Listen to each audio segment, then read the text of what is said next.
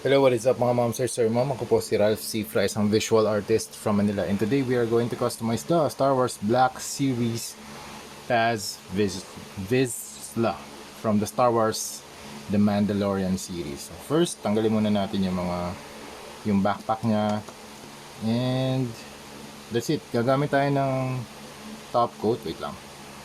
Ito yung primer na gagamitin natin. Number 191 Flat Clear. Top coat talaga ito mga mouncer, pero pwede natin siyang gamitin as primer. So pag nasprayan na natin siya, magkakaroon siya ng adhesive layer and magmamatify siya. Pag natuyo na or na-cure na yung adhesive layer, lahat ng paints na i-apply natin like base coat, dry brushing, glazing, detailing, kakapit na siya dun sa surface. And then ma-apply ulit natin to para isili yung paint job na ginawa natin. Okay? Okay, tapos na tayo mag-apply ng flat clear. So meron na siyang matte na finish. Yan, sa front, sa back, sa side, lahat ng areas, pati dito sa ilalim ng kanyang cloth. And ito rin, pati yung kanyang backpack, na-sprayan na rin natin. Natuyo na siya, nag-cure na overnight. So next step na gagawin natin, meron akong ano dito, yung rotary tool. Nabili ko to sa Shopee. Cordless siya. Well, ganda naman siya, matibay and very stable, very functional, solid build. Ayan. So pag tinurn on niyo siya, meron siyang 5 na meron siyang 5 levels of spinning power. Ayan. So 1, 2, 3, 4, 5. Ayan. Tapos yung naka-equip dito parang medium sized na na parang drill bit. Yan yung gagamitin natin pang damage dito sa surface ng ating Mandalorian or ng si Paz. Tama si Paz Vizsla. Okay. Try natin. Yan, pwede tayong gumawa dito sa chest area, dito sa eyes, dito sa chest. Yan, ginawa ko na rin yan. Tsaka saan pa ba? Yan, add pa tayo ng damage dito. Yan, compared dun sa dun sa soldering iron, mas kontrolado ko to. Kasi mas fine yung drill bit.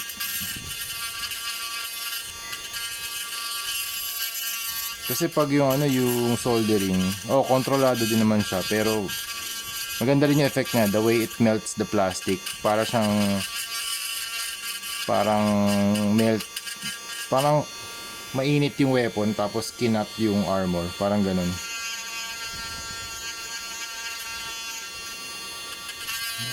Nag-add lang tayo ng onte. Dito rin sa knees meron. Okay?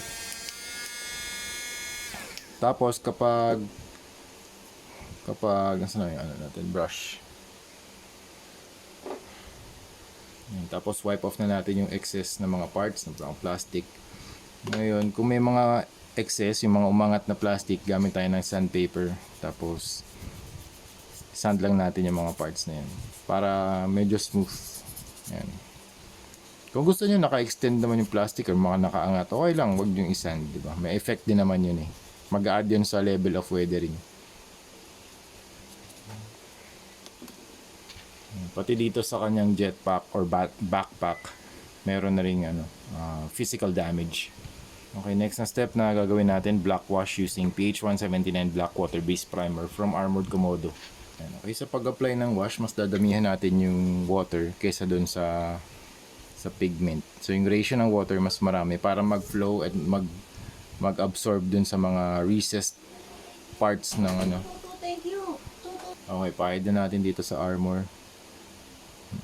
Kung medyo malabnaw, dagdagan nyo ng pigment. Kung medyo malapot, dagdagan nyo ng water. Yan, depende lang sa inyo yan. Dagdagan lang natin ng wash. Tapos, let it settle around 3 seconds. Yan, tapos wipe off nyo excess.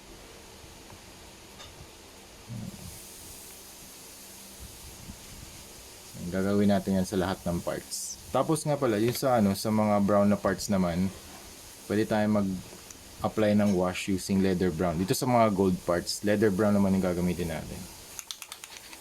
Ito dito sa kanyang pauldron. Yan.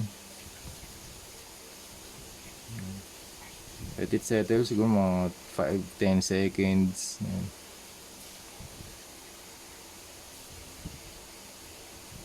Wipe off natin excess. That's it.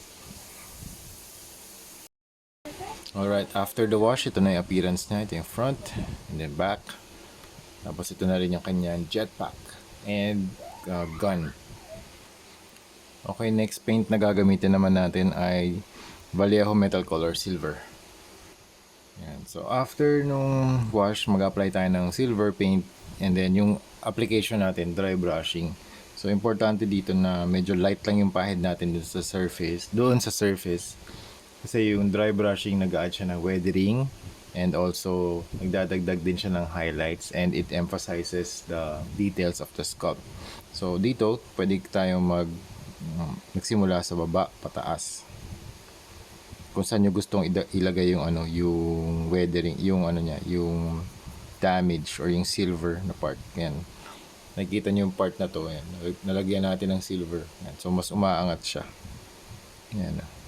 Pwede rin pa criss-cross. Yan. Pwede rin pa angat. So pagdating dito sa armor, pwedeng pa side. So you can do diagonals. Yan.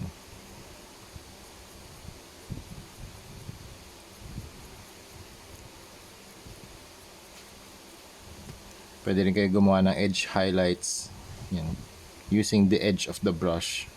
Tapos tatama dun sa edge ng ng surface para mas ma-emphasize yung sculpt.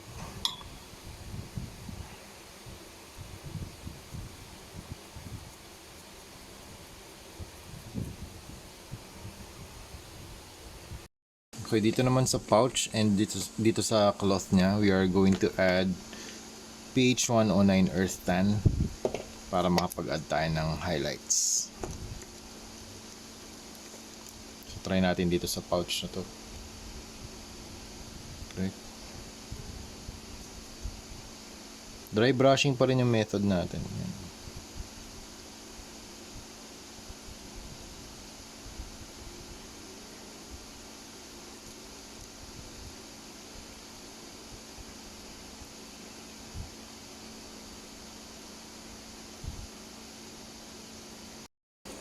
Alright, dito sa kanyang gun or Gatling gun type of weaponry, paggawa tayo ng parang burnt metal effect. Gamit muna tayo ng purple. Palit tayo ng brush. Kailangan makapal. Purple muna. So magiging colors na gagawin natin dito, purple, blue, and black.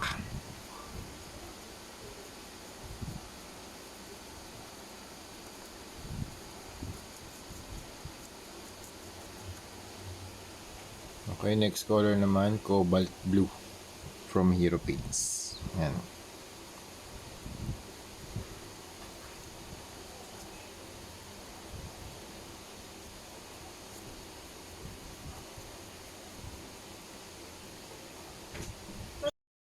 And then last na color na i-apply natin, black, doon sa pinaka-tip.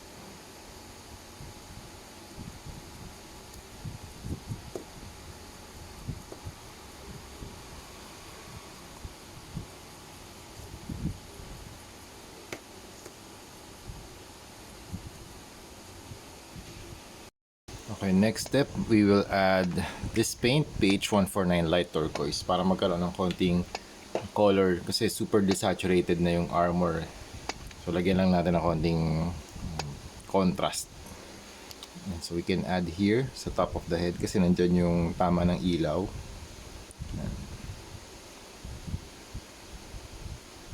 Tsaka sa face, dito sa body. Super desaturated na kasi. So maglagay lang tayo ng light.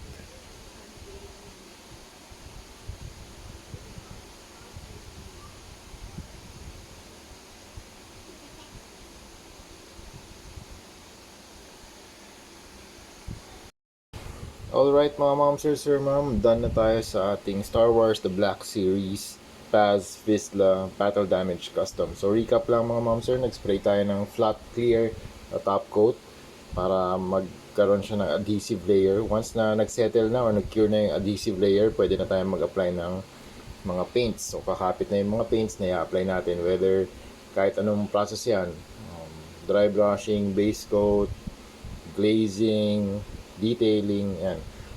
After ng top coat or after ng primer, gumamit tayo ng rotary tool para gawin yung mga physical damage, and then nag-apply tayo ng black wash using black primer from Armored Komodo, and then silver dry brushing, and then detailing na.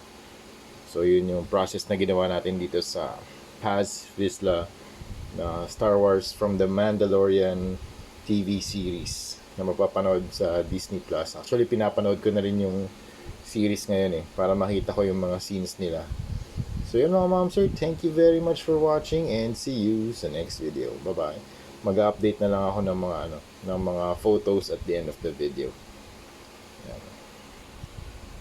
Yung mga gantong klaseng battle damage na mga repaints ay $300 each. Pero kung gusto niyo mga pack, meron akong bagong set price para dito. Ito yung mga bago nating toy customization rates for 2024. We have 6-pack, 14-pack, and the 20-pack. Sa 6-pack, so ibig sabihin total of 6 pieces of custom repainted action figure collectibles, $1,500. Kung 14-pack, 14 pieces to na toys, $2,500, and for 20, $3,500. So sets na yung gagawin natin from now on. So mas sets na yung mga priority natin. Pero kung individual, pwede $300. Okay? So yun lang mga ma'am sir. Thank you very much for watching and see you sa next video. Bye bye.